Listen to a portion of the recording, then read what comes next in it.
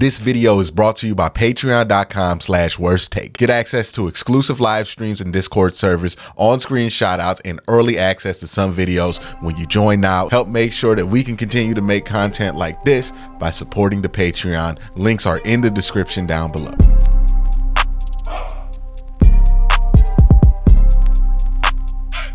What's up and welcome to Q&A, the show where I take your questions from YouTube, Twitter, everywhere else, and answer them here in video format. First question is from Luke, who says, "Hey Q, we talk all the time about the additions that we have made, and I think that the squad looks stronger. But do you think we'll miss anyone we let go of this offseason?" What's really interesting is that I don't think many of the guys that we let go got picked up by anybody. Like if you look at like the major guys, I know Jadeveon Clowney, as of recording this video, is still a free agent. I'm pretty sure that Kareem Hunt, as of recording this video, is a free agent. And I'm not 100% sure about John Johnson. I'm gonna look it up right now, but I know he was on the free agent market for a very, very long time before he got signed, if he did at all. But that's to be said. All the major players that the Browns cut, so John Johnson is not signed yet. He's a free agent as well. So you look at the three major guys that the Browns got rid of: Kareem Hunt, Jadeveon Clowney, and John Johnson. None of those guys have signed anywhere. So hypothetically speaking, even if the Browns did miss any of these guys, they could get them back. But the reason I don't think any of those guys have been signed, and the reason I think that those guys are still available, and I don't think the Browns are really going to miss any of those guys because they just weren't that good last year. John Johnson, he wasn't worth the issues that he was creating, right? In football and in any sport, you're allowed to be a level of problematic, right? And whether that be problematic in the locker room, problematic off the field, problematic on the field. But as long as the product on the field matches or is what you want, then it don't matter. Jadeveon Clowney has gotten to the point where that ratio is way out of sync here, right? Where we're talking about articles and stuff that he's leaking more than we're talking about him making plays as a defender. Yes, he's a good run defender. Yes, he does some things that doesn't show up on stat sheets, but he's still, like, when you think of the name Jadeveon Clowney, he underwhelms the expectations that you have for his name. John Johnson III is another one where I'm kind of shocked he's not on the team because he's probably the one that I thought was the least bad out of all of them. But, you know, he had his own issues, right? How many times were we talking about a John Johnson quote in the press conference where it feels like he's throwing blame at one thing or another and saying he's going to take a leadership role in some aspects, and then those things not changing, and then like it just became too much. And then we're talking about Kareem Hunt, who didn't want to play for the team last year, right? Had to be forced to stay on the team. So those guys are off the team. I think we will miss people in those roles, but even when you look at the roles that those guys filled, we filled that with Zadarius Smith, and we filled John Johnson's role with Juan Thornhill, plus bringing in Ronnie McLeod. So when you look at that, I don't really see where the Browns are going to miss it. Like maybe Kareem Hunt, but I think, and I have the strong feeling that if you miss Kareem Hunt during the year, you know who you can get? Kareem Hunt. Like, I don't think he's going to get signed anytime soon. We'll see. My luck, he gets signed the second this video uploads. Ken Adams says, do you think the Browns will carry 6 or 7 wide receivers? Who do you think they'll be? And also, who do you think will be playing their last season with the Browns? I mean, like, the popular choice is Amari Cooper. We'll see, though. Like, if Amari Cooper puts up, like, 1,300 yards this year, he might stay.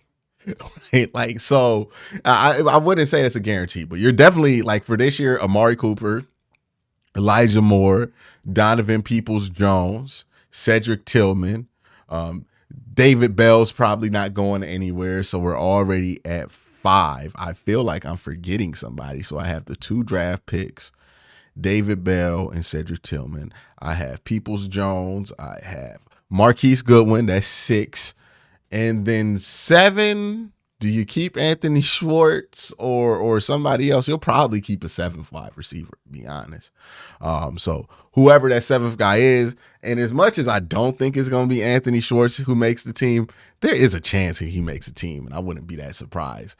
Now, people are going to be upset about that, but like I'm not about to throw a tantrum over who the 7th wide receiver is that makes the final roster, because odds are that dude isn't even on the team like week 4 or 5 in a year. So it's really not a big deal whether he makes the team or not. What is a big deal is, are we expecting Anthony Schwartz to contribute to this team in order for this team to reach its goals? The answer to that is no.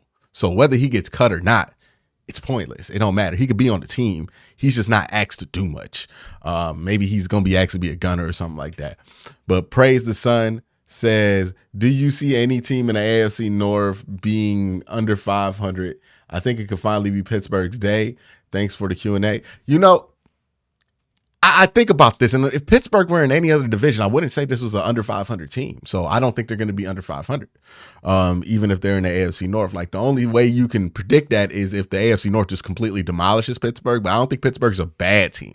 They're not a great team, but they are decent, right? Like, they'll be able to beat anybody. They could lose to anybody. And usually those kind of teams that are well coached end up being over 500. So now I don't think this is the year for Pittsburgh, unless Kenny Pickett becomes like a complete disaster. But I don't think he's going to be a disaster. I just think he's going to be aggressively average. Scarehouse Tim says, hey, Q, love your channel. If you could pick a rookie from both sides of the ball, who do you see being the most productive? On the defensive side, a rookie. Productive. Maybe Cam Mitchell. Because he's going to be able to play a little bit more. I know some people are going to go with Ika because he was drafted earlier, but Ika's going to be playing a lot of like one gap, zero tech kind of stuff. So he's going to be just asked to kind of hold his own ground. So he's not going to be productive.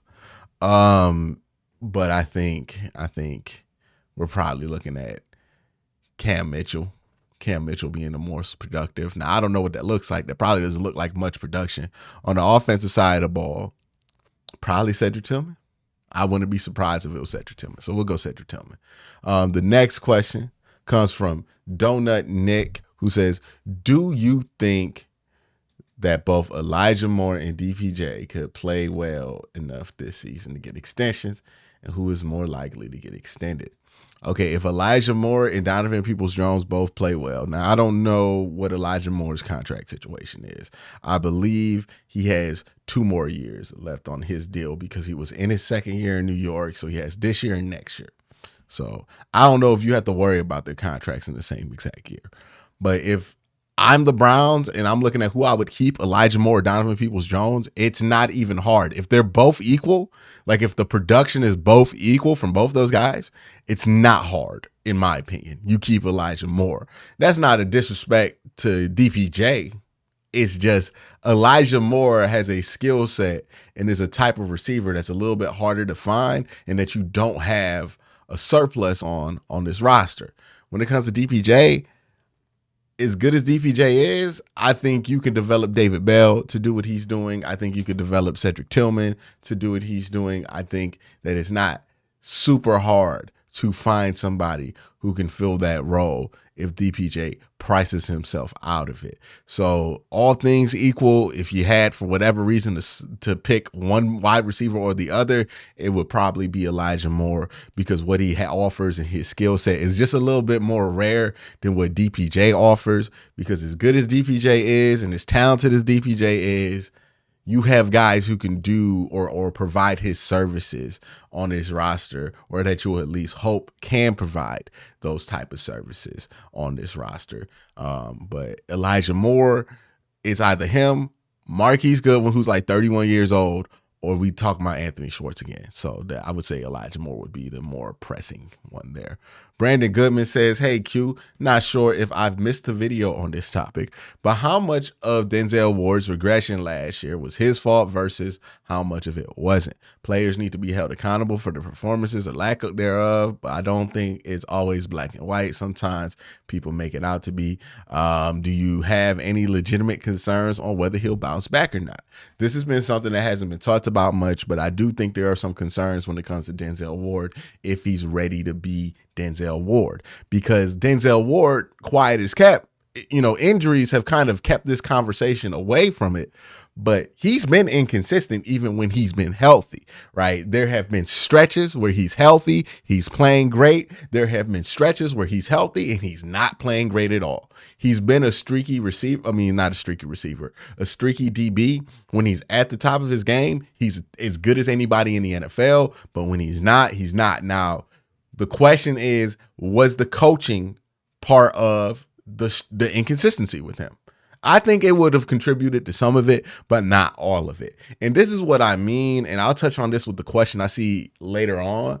But I know people look at the roster, they look at the coaching change, and we're so wrapped up in this wave of positive energy that we want to just say, hey, this defense is going to go from one of the worst defenses I've ever seen to one of the best. And we can point to other teams who've done it, and you can say that team wasn't as talented as this one, but the Browns are in a situation where for 3 years they were just picking up bad habits. 3 years of bad habits aren't going to go away in 1 year. They're going to be a better defense. They're going to be much better than they were last year. But I can't sit here and expect that all of the bad habits are going to be gone early enough in the season to not really affect how we view this defense. Like, these bad habits are going to beat her. Denzel Ward has picked up some bad habits playing under Joe Woods. Same thing can be said with every young player on this roster outside of Myles Garrett. Like, bad habits have been formed by the defensive play of this team, especially the last couple of years. So that is something that has to get fixed. Yes, this team's talented, but they got some bad habits to get rid of before they can be top 5. That's why I'm saying, hey, this year, the first year back, to some normalcy on defense, let's just work on being good. Like, we don't have to worry about being elite. Don't put that on the plate. Like, just worry about being good right now defensively, right? The offense is going to have to be the one that steps it up and is elite this year, but the defense, just worry about being good. Don't be a disaster. Be good this year. Then next year, right, will be where I'm expecting that these bad habits, if they're clearable, get cleared from this defense. But they're going to have a lot of bad habits to work off of. And I don't know if that's something that just disappears in 1 year. The next question comes from Kelly, who says, hey, Q, how you feeling watching K. York jog to the field, middle of the field in January with less than 2 minutes to go with the opportunity to give us a game from the 40-yard line? Thanks, much love, bro. I have this opinion about kickers, and I feel like people go out of their way to misunderstand me, right? People say I think the team shouldn't have kickers. It's not what I'm saying. But special teams to me are the donut in the trunk of your car. If you do not know what a donut is, shame on you. Learn how to change a tire. Ain't that hard. But the donut in the back of your car is the emergency tire, right? So if your tire blows out on a highway or something, you can put that donut on. You have to go under 50 miles per hour. You can limp your car to a tire repair store so you can get your tire fixed. It is a backup solution, an emergency plan, but it shouldn't be something that you're game planning for, or it shouldn't be something that you're relying on. It should only be a means to an end. So I will say about that scenario what I say about every scenario where a game comes down to special teams. It should have never got to that point. Offense and defense get paid the most money. Quarterbacks and edge rushers get paid way more than kickers and punters. That's for a reason. Because that's plan A. The quarterback and the edge rushers and the defense, the offense and the defense should not have to let this game go down to a kicker. Something went wrong there. That's why I'm hesitant to blame entire games just on the kicker, because the fact that it came down to a kicker tells me that there was a failing on defense and offense, because it shouldn't come down to it, right?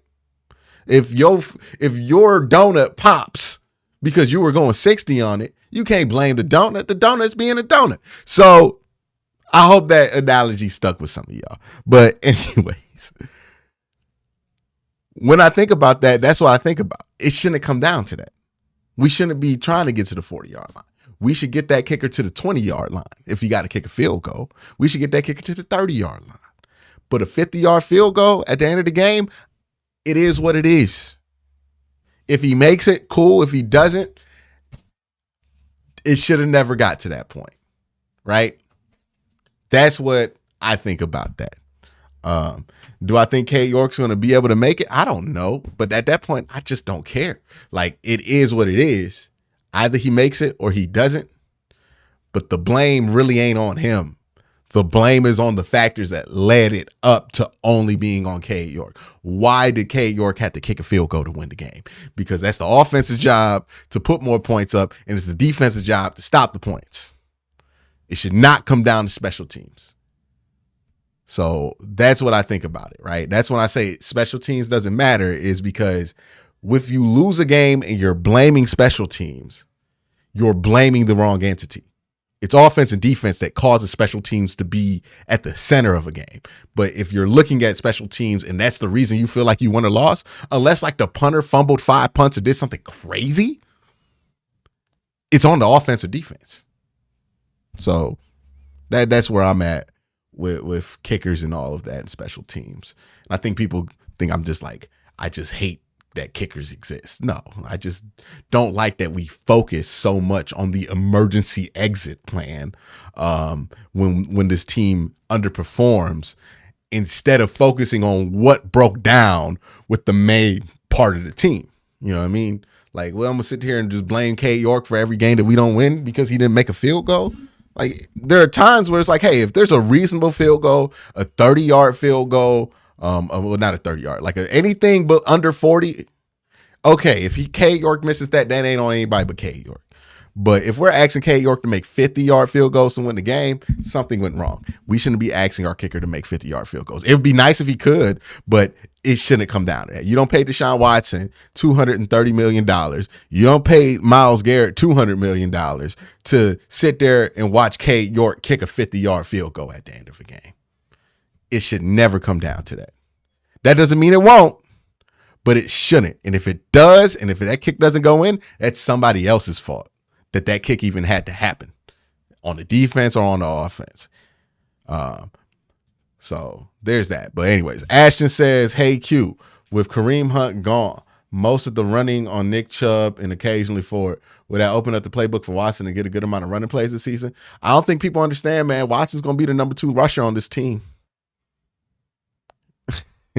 Yeah, I don't think that's sunk in with a lot of people, but Watson will be the number 2 rusher on this team. The second question is from Gagan, who says, would it be too much of a leap for the Browns to return to being a top 5 defense when they are one, according to PFF, just a year prior with an objectively better roster and coach?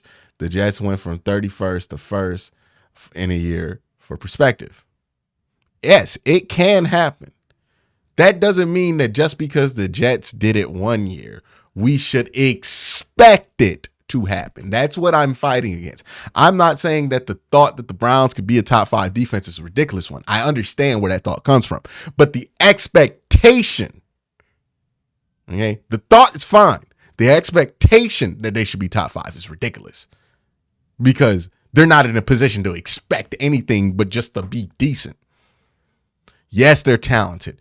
Yes, they're good, but they really picked up some bad habits last year. And those things just don't go away because you got a new coach. Those things have to be worked out of you. So we'll see where this defense is at early in the year. If they look top 5, then we adjust to that. But again, it's not a crazy thought for them to be a top 5 defense, but the expectation that they are going to be a top 5 defense, that's a little ridiculous. I don't think that should be the expectation for this team, or even a high range expectation. We should just want this defense to be good and then see where we are from there, because they were one of the worst defenses in the NFL. And not just like they were one of the worst defenses in the NFL, historically awful. Like the Jets, like the year before, they weren't historically awful of a defense. They were a bad defense in some places, but they weren't historically awful. The Browns were historically awful in some places on that defense last year. Bad habits were picked up. That's not going to go away. You know what I mean? Like, and this is what happens, right? We build up and some of us go crazy and say, hey, top 5 defense expectations.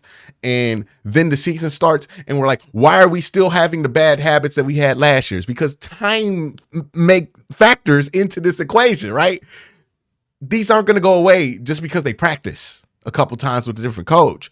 This isn't going to go away because they played a couple preseason games. It's going to take time throughout the season, weeks, for some of these bad habits to get out of play. That doesn't mean that should prevent them from being a good defense. But when we're talking about top 5, we're talking about a defense that's operating at a level of exceptional quality. They got too many bad habits from last year to unlearn for me to think that they're going to be out here operating at such an exceptional quality. When I saw them struggle to run cover 2 last year, like they got some room to go. They got some room to go. Not saying they're not talented enough to do it. They are, but the mental error, some of those things, that's going to be there because they have to unlearn a lot of garbage from last year. But that's it for this week's Q&A. Y'all have a great day. Have an even better night.